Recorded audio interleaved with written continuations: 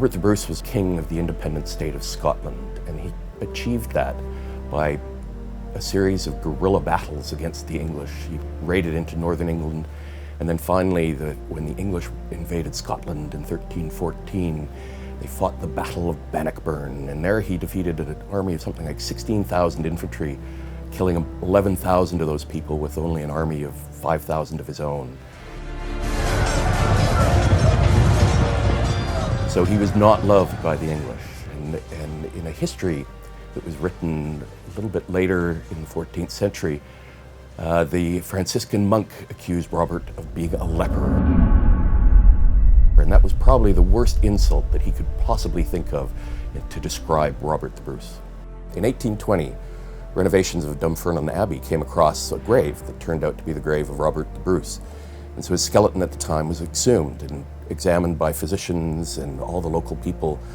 And an artist came and made a plaster cast of the skull. And a couple of the locals purloined various bits of his body. The toe bone is now in a museum in Glasgow, and there's rumor of other pieces going missing. So the cast has been a very important focus of subsequent research on Robert the Bruce, including an examination in the 1960s by a Danish paleopathologist called Muller Christensen. And he thought that it may be leprosy, and so that diagnosis has gone unquestioned ever since. In the meantime, people have used that plaster cast as the basis for several facial reconstructions, a couple based on the cast itself, some based on computer models. And so recently, Christian Corbet, a good colleague of mine, got in touch with me saying that he was going to be working with the family on the first facial reconstruction sanctioned by the Bruce family.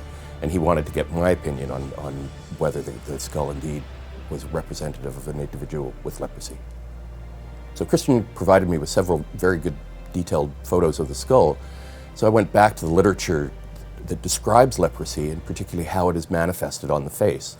And you see it by erosion of the alveolar bone, loss of the anterior incisors.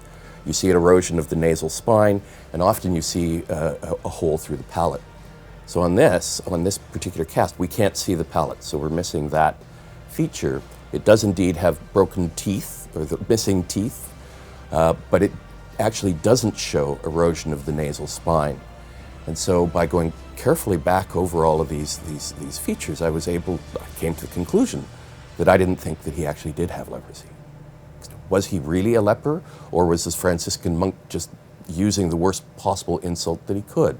And I think that's, we want to use modern methods of diagnosis in order to re-examine historical text.